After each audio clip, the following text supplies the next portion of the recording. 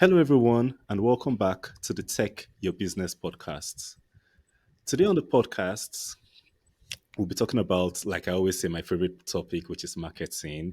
And to talk about marketing with me is the CEO of that marketing team, Tai Goodwin. She's a quiz marketing expert, and today she's going to talk about things we've not talked about concerning marketing on this show today. So, welcome to the show, Tai. Hey, Peter, I'm so excited to be a part of this conversation. Thank you. So, tell us a bit about you and what you do. So, yeah, like you said, I'm the CEO of that marketing team, and our specialty is helping our clients generate leads. I started off in this industry helping people with social media and building online courses. That's what my background is in. And I would build these courses for folks, and then I would say, well, how are you going to sell your course? Do you have an email list? And they said, no. And so I started helping my clients build their email list. And over time, I found that quizzes has been one of the fastest and smartest ways Hmm. to build quizzes. And I'm not just saying that because I read about it somewhere. I actually used a quiz to grow my email list by 9,000 subscribers in just 4 months. And ever since then, I've been hooked. Oh, quizzes. So when you Yes. talk about quizzes, just break it down a bit for us. I don't understand, like using quizzes to build your email lists. Mhm. Yeah, well, quizzes are not what most people think. I think a lot of folks they've taken like a BuzzFeed quiz or they've seen, what color is your aura, something like that. But we're talking about behavior-based quizzes that really get to Hmm. the heart of the core issues and problems that your clients are having. And so you're able to provide some deep insights. I'll give you an example of a quiz that we built for a client who's a OBGYN, right? Obstetrician gynecologist. And she helped women with their libido, right? And so the Hmm. name of the quiz was Where Did My O Go? And so, we're talking about that O for women, right? Who are of a certain age. And, the quiz, they were able to figure out, is something happening with my libido because I am stressed out at work? Is it because possibly the medication that I'm taking? Is it because I'm not hydrated? But simply by asking the right questions, she was able to give some value to her audience, right? By saying, oh, I never thought it was my medications that might be having this impact. And so then it's easier for her to say, well, why don't you come in for a visit? Right? Or I've got this course that will show you how to, turbocharge your libido, right? Hmm. But all of that information that she now has on that person is something that she can use in her marketing because personalization in marketing is one of the biggest trends that's going to be around for a long time. People don't want to be treated like sheep. They want that individualized attention. And when you personalize their messaging and their offers based on the data that you get from a quiz, it's a lot easier for you to sell things faster. Hmm. Interesting. So, how long did you say again you've been doing this lead generation via quizzes? Yeah, well, I left my last day job about 6 years ago now. Wow. And so within that, when the very first thing I did was, I had been at a company for 2.5 years. I didn't have an email list that was active, but I did have an old list that had not heard from me in that time. So I hadn't talked to them for 2.5 years. I did have a quiz. So I sent them a link to take my quiz. And out of that 2,500 people within 2 weeks, I had 500 people back on my email list. Hmm. And that allowed me to start growing I got clients and I was back in business, like relatively quick, all because of that quiz. And so from there, I started playing around with Facebook ads. At the time, I had no idea what I was doing. But I learned really quickly how to use Facebook ads. And so when I talk about that number of those 9,000 leads, that was 4 months of one Facebook ad and one quiz. Hmm. And that was back in 2000, I think that was 2019, 2020, right? When I put the Facebook ad to it and started really supercharging our list. And then um, I started building quizzes for my clients. I couldn't keep it to myself. And my very first client, she was this was right during the pandemic, as a matter of fact. She had an eyelash company. So she's selling magnetic eyelashes online. And I still have the screenshots where the emails that we sent out to people, because it's a quiz funnel, it's not just a quiz, it's a funnel with automated emails that go out after. And within 2 weeks, those emails from people to people that had taken the quiz generated $23,000 in sales. Wow. Yeah. So the power of being able to say, and then the quiz was simple, right? The quiz was which magnetic lash is right for you. And Hmm. so they're taking the quiz, they're getting a recommendation, and they're going to buy, right, from her site. And so it was, amazing to see those kind of results. And we've had more results like that for our clients as well. Oh, this is actually brilliant. And thinking about it, it's actually intuitive because a quiz makes you want to get in to participate. It's interesting, it's Yeah. entertaining, and everything. So, Mhm. what made you pick? Okay, you said building your list, you sent out a quiz. What made you choose sending out a quiz? Was there a story behind it, or was there some background behind that? Well, yeah, absolutely. So at the time, I was just doing coaching. I was helping, my clients with their, get into entrepreneurship and figure out what type of business, right? But what was happening was a lot of my clients were coming to me saying that they wanted to be coaches because somebody had told them that they should be a coach. And but my background is in instructional design and training, right? And so when I'm Hmm. taking a look at what they want to do and they're trying to be coaches, I'm like, you're not really a coach. And so it was all about helping my clients, just like what I do today is about helping my clients. And so the quiz that I created was, what type of entrepreneur are you? Because I wanted them to understand that your only path is not to become a coach. Some people are consultants, right? And those are Hmm. two different things, and people don't get that. A coach is not going to tell you the answers. That's what a consultant does. A coach is going to ask you questions to help you discover your own answers, because the core tendency of being a coach is that you know the answers. It's my job to help you reframe things and ask the right questions so you can get there yourself. And a lot of people don't like to do that, right? Because it's a lot of hand holding, but they just want to tell people what to do. And that's a consultant. And so that quiz helped people finally realize that they were doing the wrong thing. They had Hmm. other people that they wanted to be behind the scenes, but everybody was saying, oh, you need to write a book and speak on stages. Well, if that's not who you are, you want to be behind the scenes doing the hands on work. Don't build a business where you now have to get on stages and speak. But nobody was helping people figure that out. And that's what that quiz did. And that's why it was so popular, because it really it pointed people in the right direction so they wouldn't build a business that they actually hated. Interesting. That's one thing, building a business that you hate, because I've done that before. A lot of us have, right? Honestly, I'm not sure I've recovered from the trauma, and it's over 10 years ago. Yeah, Yeah. so it talked about a quiz funnel. So for our listeners Mhm. who might not understand what that means, can you just break that down for us? Yeah. So, and I want to clarify this, because even if you do know what a funnel is, people will always assume that a funnel it's a landing page and I've got to have this and that. That's the physical aspect of it. Hmm. But everybody has a sales funnel. A sales funnel is the way you get people to go, I'm interested enough to reach out to you, to I'm in, right? And it's the path that they take, right? And that's what a funnel in all the highest level, that's what it is. So whether you're using landing pages, or I've got some people that they don't even have landing pages, they're just reaching out to people on social media, but that funnel is a repeatable system for that you use to bring in clients every single month. There are people that have landing pages but don't really have a funnel, and it's Hmm. not a funnel because it's not repeatable, right? Like, you need to know, this is what I do. I do this first, I do this second, I do this third, they experience this. And that's a funnel that you can repeat. And I say this to my clients all the time. Like, our job is to help you create a repeatable system that brings in predictable income, right? If I Hmm. know that every single month with my quiz, I can generate 300 leads, and out of those 300 leads, I can turn those leads into 10 clients every single month, then guess what I'm going to do the next month? I'm going to get 300 more leads and get 10 more clients. And the next month, I'm going to get 300 more leads and I'm going to get 10 more clients. And then when I'm ready to scale, I'm going to get 600 leads and I'm going to get 20 clients, right? Because you've got a repeatable system that you can use. And that keeps people off of what we call the revenue roller coaster, where one month you got referrals and up like this, and the next month it's down because you got no referrals and nobody told anybody about your business. And then the next month, who wants to live like that up, down, when you can simply have a repeatable system that brings in leads every single month, and then you know how to have those conversations and close those deals. So now you're going to have predictable income. Hmm.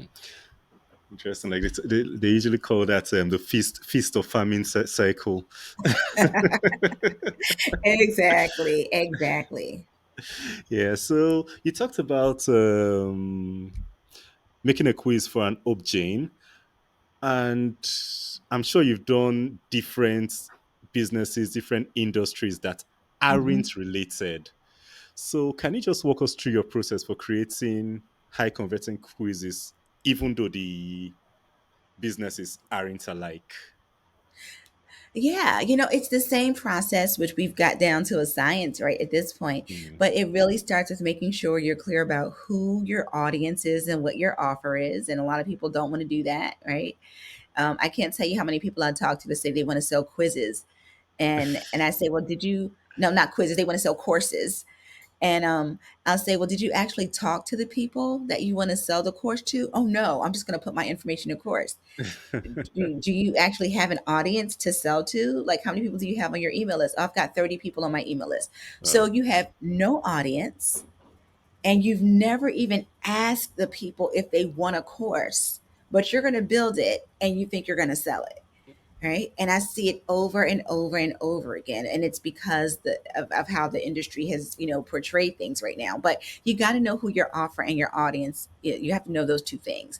And then you have to come up with a really good hook for your quiz. Like, what is a hook, something that's going to catch their attention, that's going to make them say, like, we've got a quiz that we're working on right now called "Why Aren't You Closing More Clients?" Right? So if you're in that space where you're not closing enough people and you see that free quiz, you'd want to take that because you want to find out why am I not closing more clients? Help me figure that out. Right. So now that you've got that hook there, that's perfect. And then we're going to look at that problem for any business. So one of our clients is a health and wellness coach. And she was going to do the typical, like, what should your diet be kind of thing. And what we did was helped her with her offer and her audience, and Hmm. help her niche down. So her quiz is all about what's really keeping you from losing those last 15 pounds, right? Because how many women are stuck with those last 15 pounds? And that's what she's amazing at helping people do. We had another quiz for a person in the real estate industry, and it was called the OPM quiz, the other people's money, right? And it was talking to them about how can you start using other people's money to build your real estate empire, right? Hmm. So again, it taps into, like, what is that problem that you're solving, and then we figure out a way to take that and turn it into a really good hook, and then we come up with the framework for your quiz from there. And that's how we start everything. One of the things we don't do, Peter, and I know you might wanted to ask this question because I hear it all the time, is what's one of the mistakes that people do. They start with the questions first. And I was like, oh, I know all the questions I want to ask because I want to get this information. That's a survey, right? Hmm. Like, if you're just asking me questions that I already know the answer to, and then you say, well, I'm going to give you the data. I know how many children I have. I know how many husbands I have, right? Like, I don't need to take a quiz to get that information. It's no Yeah. insight for me. And a lot of people start with these questions, and then they don't understand that that's the wrong way to start building this. And so they usually come to me to help fix their funnel. Hmm. Starting with okay. So if you don't start with the questions, what do you start with? Yeah, you start with that title and the framework. You start with that Hmm. title and the framework for it. And that's one of the things that we teach people is you've got to have the right framework for it. There's actually 6 different types of quizzes, Hmm. right? And Six folks different. don't 6 different types of quizzes, and people don't realize that, and so they'll create the wrong type of quiz. And that's what I mean by the framework. The framework you choose, the type of quiz that you choose, is going to dictate what questions you ask. And what's also going to dictate is what the goals are of your quiz. Are you using a quiz to just segment your audience? We had a client that already had like 32,000 people on her email Hmm. list, but she had no idea why they were there because it had been so long. So she used that quiz to start segmenting her audience. So now she Wow. knows that these people have this problem, these people have this problem, these people are here because of this. And now she can base her marketing on what they really want and not just make it generic, right? Hmm. So there's all different kinds of reasons. Like there are people that don't use a quiz for lead generation, but they use it after people sign on to their programs and they're making money from it. And if anybody knows tests like it's Strength Finders tests, or there's a test out there called the Fascinator test, right? Like which one is it for you? Like people have monetized those. They'll give you a free version and then you can upgrade and get the paid version of it. So what's Hmm. the purpose of your quiz? Knowing the framework, knowing the goal of your quiz, and knowing your audience and where you're trying to lead them. Those are how we come up with the questions. So there is no cookie cutter for that, right? Hmm. But you got to know how to, finesse this and ask this. And, I know that there are people out there that are saying they can create a quiz for you, and a lot of them are giving you cookie cutter questions, right? But there's some science to this, and that's one of the things that make our quizzes so powerful. Like it's almost like magic. It's like having a crystal ball, because people will Hmm. come back and be like, "Oh my gosh, this was so spot on. How did you get did you what like are you reading my journal, like did you know?"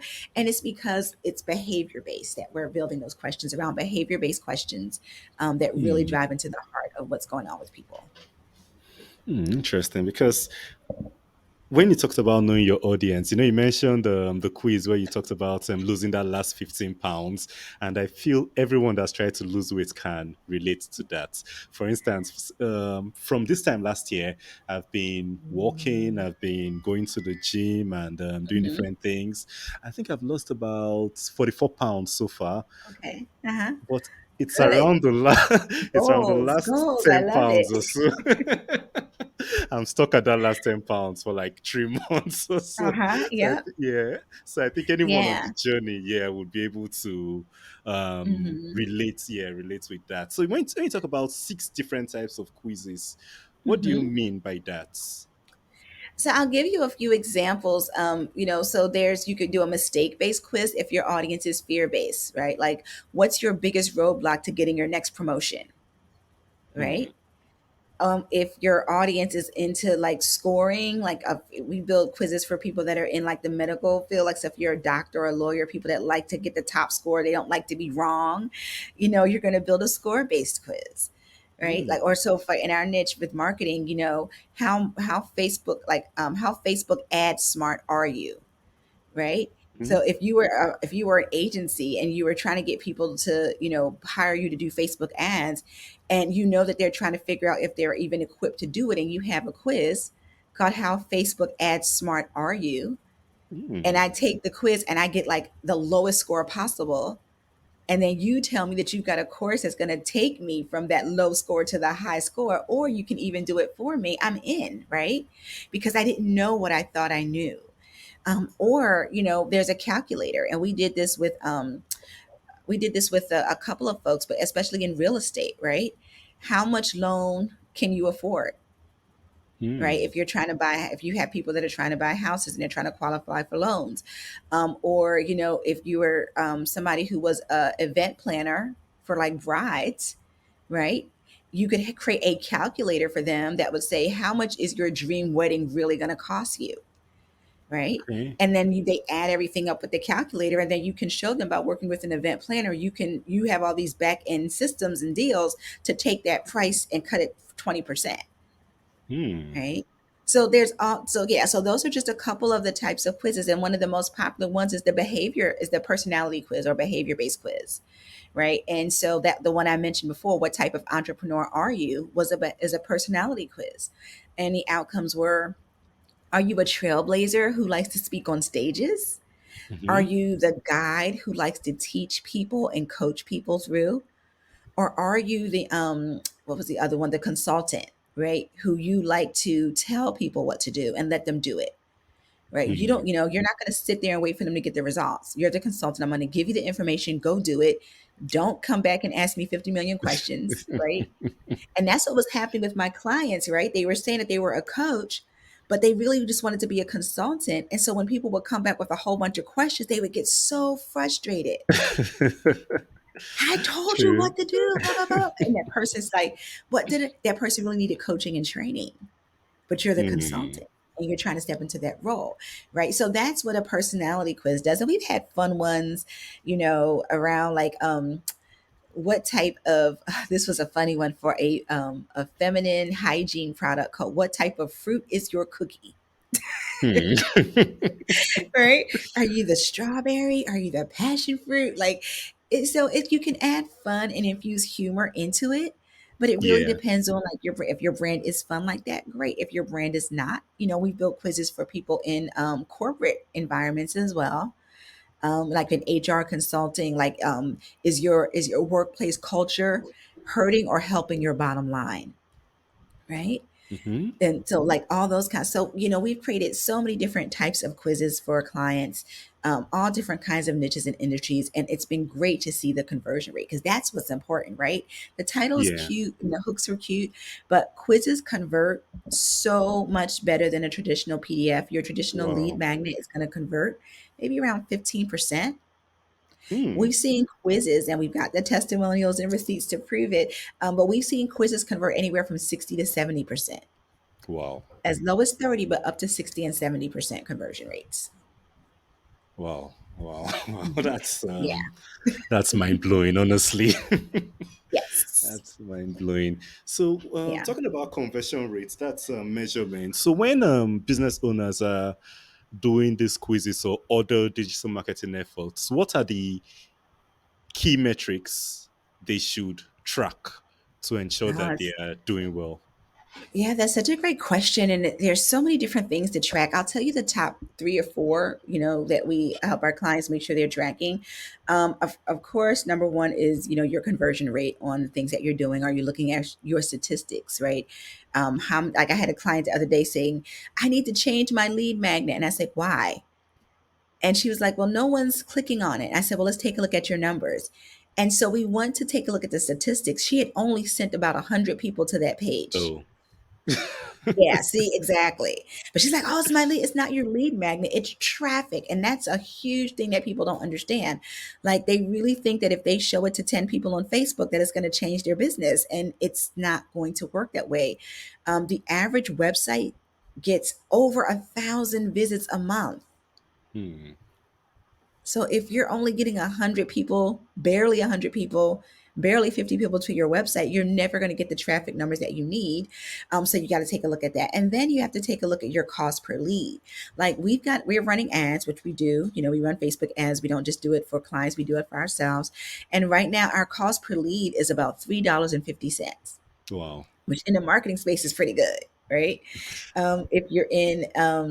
If you're in an e-commerce business, you're going to see lower, and it depends on your niche. If you're in like real estate or something else like that, you can see your cost per lead, be around $40, right? It really Hmm. depends on what your niche is, but you have to track that. So, for example, let's say I get 100 leads, right? And that's $330. Let's say that's our average cost per lead. And so we multiply that by 100 to get $330. If out of those 100 leads, I book two clients at $5,000, I've just made $10,000 off of $333, Hmm. right? And so you have to understand what those numbers are. So your cost per lead. You also want to take a look at the lifetime value of a customer, especially if you're in e-commerce. You're not going to make money on the front end sometimes, especially if you're running ads. Like if you have a product that's $60 and it takes people 3 months to run out, they're not going to come back the next month. True. But when you stretch it out and see that my lifetime client, like their value is not just that one purchase, but they actually purchased 5 times on average. So now, instead of that one customer being a value at $60, they're now at $300. So Hmm. now if it costs you $5 per lead, but the lifetime value of that one customer is $300, it starts to make sense. And most people are only looking at that first purchase, so they don't really understand the lifetime value. So you've got to take a look at that. Those are some of the numbers, that we take a look at. And then you're always focusing on growth. If you're building out your email list, are you looking at how many people join your list? What's your open and close rates? What's your click through rates? Like, there's so many numbers, Peter, but those are some of the top ones that when we're talking about lead generation that you want to pay attention to. Interesting. So, if all the statistics you have, all the things you talked about, is there a way to automate tracking all the statistics to make it easier for the businesses? Oh, absolutely. I mean, if you're using a Facebook pixel and a Facebook conversion API in your systems, you're going to be able to track that. Are you using Google Analytics to track things? Whatever landing page platform you use is going to be able to track your stats so you can see how many people visited the page. And if you've got a shopping cart, that's able to track how many people visit but don't buy. How many people visit, but they bought and they purchased, and what that conversion rate is. So there's a number of tools that you can use, and there's plenty of people out there now that are creating dashboards, for people to accumulate all that or aggregate all that information in one spot. But the Okay. key is to make sure that you're setting up the tracking. Nice. Nice. So, going to tech, what sort of tech do you use to manage your marketing and your business too? Yeah. Well, we have our own CRM right now. So we've white labeled a system called Go High Level, which a lot of people are Oh, doing right now. And we've been on Go High Level for about 4 years, and used it for 2 years. Dolled it up with a lot of amazing templates and automation so our clients don't have to start from scratch. And so everything is in there, from the landing page conversions to our Facebook ad tracking, hmm. to when we have somebody that's making phone calls, we can see the number of calls that were connected. So we use that to track everything, even being able to see, and this is a CRM, customer relationship management tool is what it is. So it's not just an email platform, but I'm able to see, for example, I had a person who booked a call with me last year in December. And when I was able to go back and take a look, I could see that she booked a call in December of 2022. And I was able to go back and see that she had actually been in my webinar in 2021. And Wow. I said, hey, you were in our webinar that we did in 2021. She was like, oh, yeah, we knew we wanted to work with you, but we just had some things going on in the company and now we're ready. Right. But I was able to go back and see and ask a question, right? A true marketer, right? I want to know. So, hey, you've been on my list for a while. And that's one of the things that folks don't realize is that email marketing is still the best way to get new customers. It's Hmm. still the number one way that existing businesses get repeat customers. It has a higher ROI, higher than Facebook, higher than social media, right? And so when you've got people that are on your email list, which is another reason to give them a quiz, right? When they're on your email list, you can continue to nurture them over time. Now, not everybody takes a year to buy, right? Yeah. That's not it. But you have to think long term. If only 3% of the people in your space are ready to buy right now, that other 47% that may buy from you, you have to nurture those relationships. And just so you know the statistics, 50% of the people on your email list are never going to buy from you. Right? Hmm. They're just there for the popcorn. They're just there for the comments, right? But they're not going to buy from you. And that's what we know as marketers, which is why it's so important to keep building your list and get rid of the people that aren't buying. You just mentioned email having the best conversion rates over social media and the rest. And a lot of people have nothing good to say about email. So, what do you do differently to make email work for you? I email a lot. I do. Most people don't email enough. I don't Hmm. want to bother people, and so here's what. So let's play this out in real world, right? So Peter, let's say you have an amazing product that you're going to help me use a podcast to like grow my business, right? Because you're in the podcast tech. I'm just using this as an example, Okay. and you send me an email at the beginning of the month. There's 30 days in the month. I ain't thinking about you because I saw your email August 1st. You're not talking to me the rest of the month because you're only sending it to me once a month. So all those people that are in my inbox every week, every day, supersede you. And listen, Mm. we know that most people aren't going to open our email, right? We know it. But here's what happens. Every time you see my name in your inbox, what am I doing? I'm sticking in your brain. It's just like the commercials we see on TV. Half people, we know most people don't watch commercials. What do? We want to fast forward. We're going to go to the bathroom. We're going to go do something else, right? Yeah. We know that. But we know that you're seeing something about that business or that brand that's going to stick in your brain. So when you're ready to make a buy decision, right? If I've been on your email list, for a month or 2 months and I've been getting consistent messages, and then when I'm ready to say, you know what, it's finally time for me to start a podcast. Oh, you know what? I've been getting those emails. Let me go back and take a look at Peter's emails. Mm. That's how our brains work. And we know that. So, one of the things that makes email successful is when you email a lot. And that's if you ever sign up for an e commerce brand and you subscribe to their emails, what do? They're going to email you almost every day, right? And they do that because Interesting. they want to stick in your brain. So that's one of the things that people do, and then they just don't write good copy. Like they just don't. They just buy. They don't understand what good copy is. They haven't learned how to really write copy. They haven't learned how to personalize, and they send everybody the same email. Like right now, we got emails that are going out to 3 different groups this week. We had a challenge 2 weeks ago, and so we've got a whole email sequence for those people that were in the challenge to follow up with our next offer for them. Then we've got people that are coming in from our Facebook ad. They get a whole Hmm. nother email series. Then we've just got our regular newsletter population.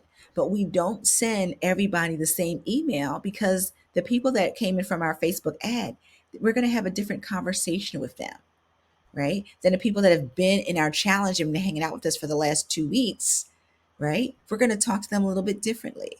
And the people that are just on our newsletter list because they just like hanging out with us, we're going to talk to them differently. We're not going to make the same offers to them.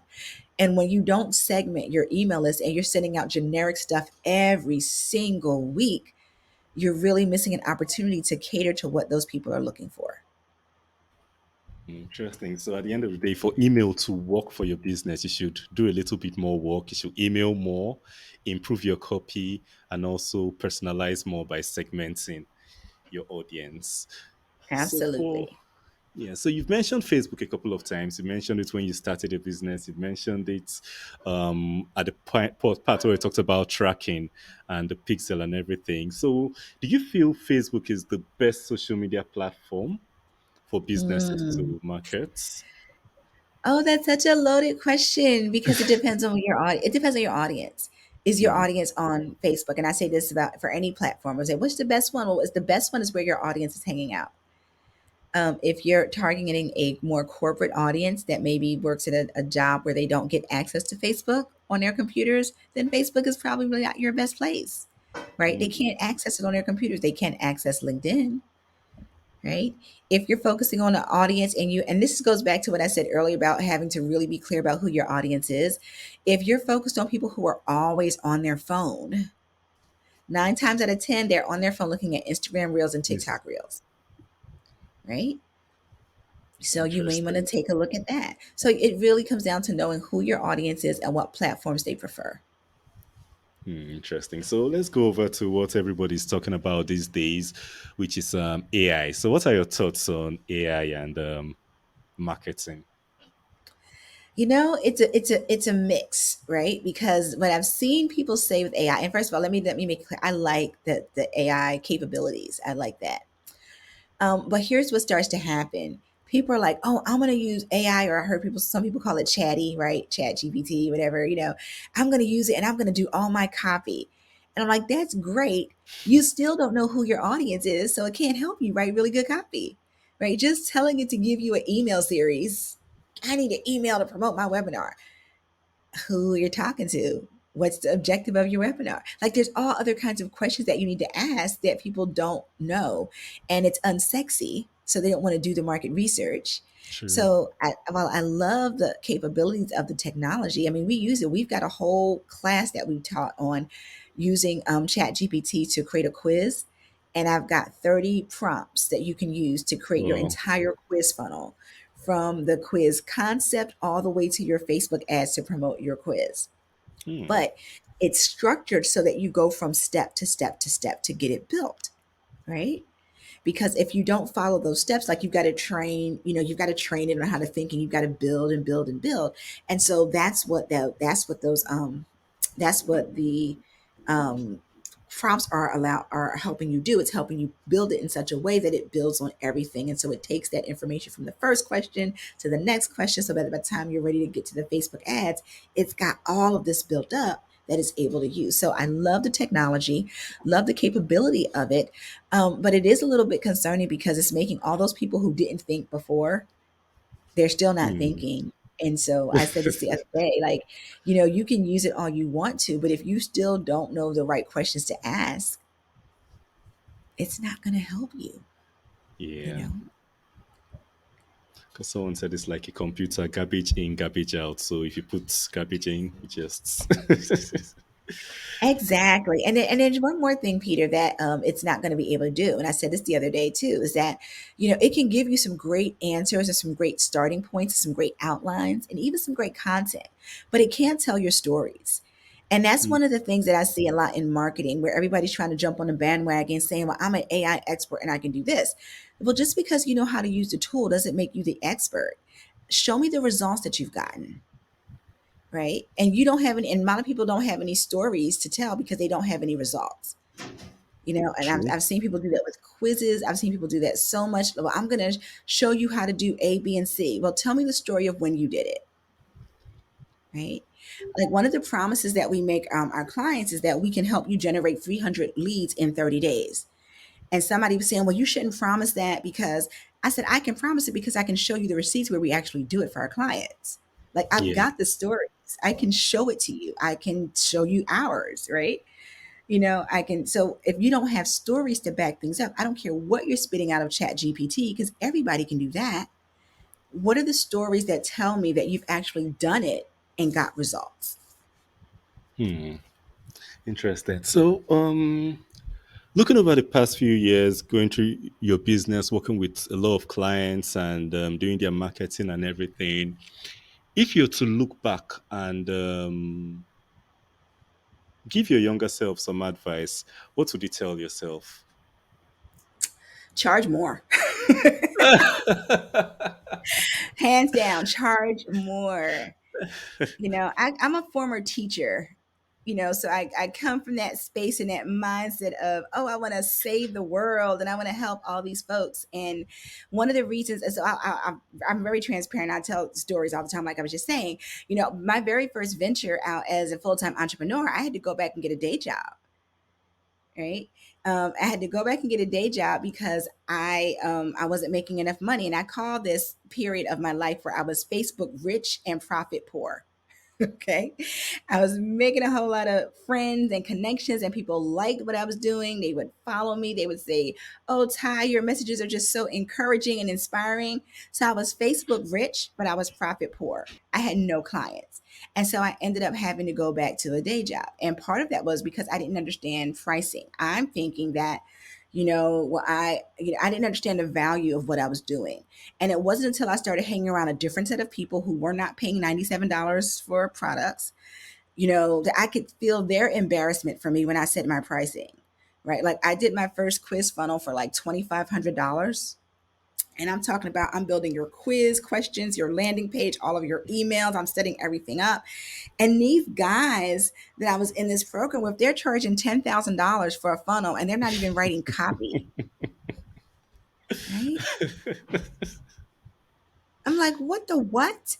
So I would tell myself to charge more, because what that allows us to do, is it allows us to serve better. It's really hard to serve people at your fullest when you're always worried about money, True. when you're always stressed about, is this going to happen? Is this going to happen? When you're stressed about that, you can't be clear minded. You can't be really confident. But when you're charging for the value that you deliver, right? Like I said, that one of our recent clients, we helped her fix her quiz funnel, and she just told us, we just uploaded the video the other day. That quiz funnel that we helped her, she's generated $27,000 from that quiz funnel. Well, So, right, if I'm charging you $500 and you're making $27,000, my value alignment is off. Totally. right? Because that, yeah, because it hasn't even been a whole year, right? It hasn't even been, it hasn't even been like 4 months since we fixed her funnel, and she's generated $27,000 in sales from that funnel. So we've given her something she's going to be able to use over years to build her audience, right? So Exactly. we have to focus it based on the value of what we're delivering to people. And I wish I would have known that so much earlier. That's one mistake almost all of us make at the beginning. We charge so little. Most of the time, you're afraid or you don't have that confidence in yourself or something. And Mhm. that's the perfect answer you just gave. All right. So I've really loved, enjoyed this chat so far. So, what would you like to share with our audience? Maybe I know we just have limited time, so I've probably not covered everything or covered maybe one. I haven't covered one of the things you would like to share. So just what would you like to share with our audience concerning marketing, quizzes, and anything. Yeah.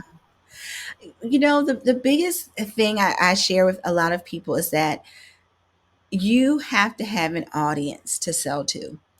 It is Hmm, not enough to just, listen. The way the internet is structured right now, it's made the barrier of entry into entrepreneurship very easy, right? I can create a Facebook page, I can take some photos, and I can come up with a really cool title, and I can say I'm an entrepreneur.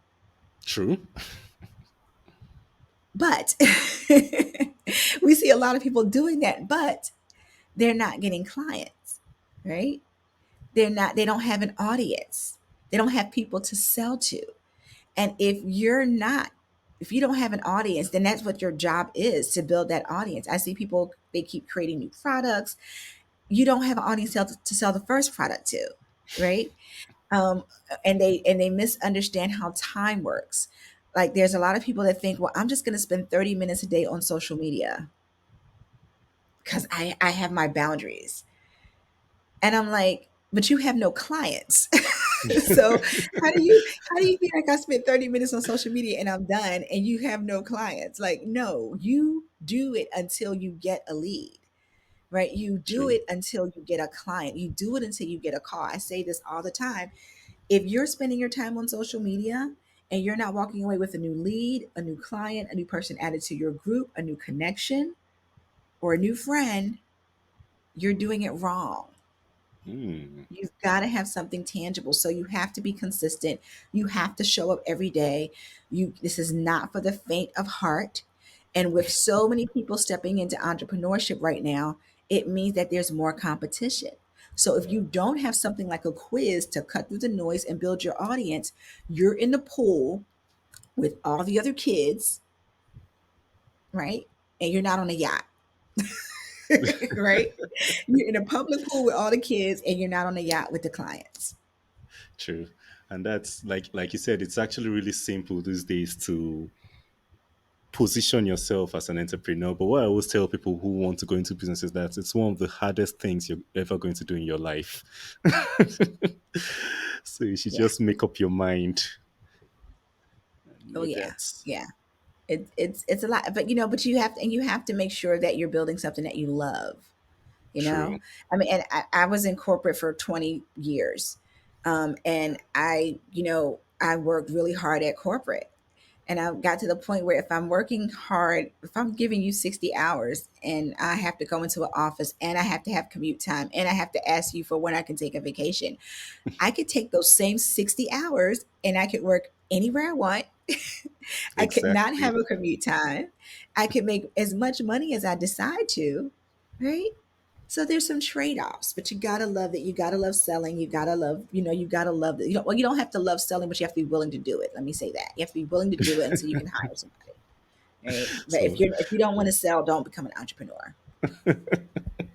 I told someone that that's one of the things you have to do because like someone like me, I really hate being in front of the camera, but doing business and everything just forced me. And the funny thing is that I hated it, but I actually enjoy it. Mhm. When I started, I Yeah, actually found I that listen. out. I get it. I mean, some days I don't like, I don't like having to, put the makeup on or do this or do that. I just want to, work from my couch or whatever. And that's how I get it. But that's what being an entrepreneur means: making decisions that you're going to do the things that that don't make you feel comfortable. Right? There's True, some days where you're not going to get to do what you want to do because you've got a business to build. So. true, true. All right. So for the listeners who want to connect with you, to reach out to you, to learn more from you, learn about you, or maybe build Mhm. a quiz with you, how do they reach you? Well, if they're on Facebook and Instagram and even LinkedIn, they can look for Tai Goodwin, Tai Goodwin, Goodwin. If they're curious about what we're doing with quizzes, we've got a webinar that we do called From Curious to Converted, right? How Mhm. to use a quiz to attract qualified leads every single month. And they can go to the leadsworkshop.com. The Leads Workshop, THELEADS, workshop.com. All right. So we'll link the leadsworkshop.com and your social media handles in the show notes once this goes live. So listeners That's can reach perfect. you. Yeah. So thank you so much for coming on the Tech Your Business podcast. This was a really, really great conversation today. And for the listeners, thank you for being with us up to this point. I hope you've picked a lot. I have picked a lot, so I'm sure you have to. You have to. And like you say, the leadsworkshop.com, reach out to Ty if you have any more questions, because, we can talk about this for a week straight and we won't be we won't be out of topics to talk about, because that's how wide marketing can be. So for the listeners, thank you for being with us up to this point, and till next week when we come to you with another episode of the Tech Your Business podcasts. Like Ty said, always keep selling. So bye for now.